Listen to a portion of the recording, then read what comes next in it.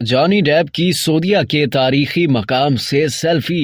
Johnny Depp अल अला में क्या कर रहे हैं?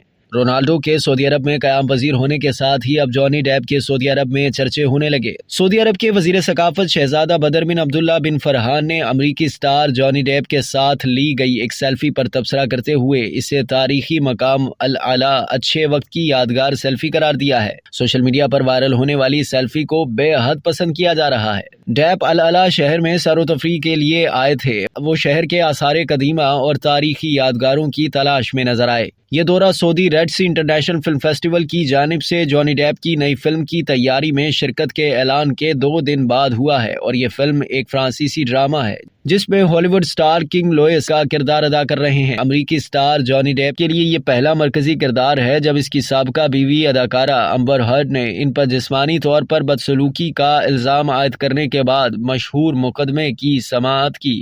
अब तक के लिए इतना ही। मज़ीद जानने के लिए सब्सक्राइब कीजिए डेली जंग यूट्यूब चैनल और लाइक कीजिए डेली जंग फेसबुक पेज।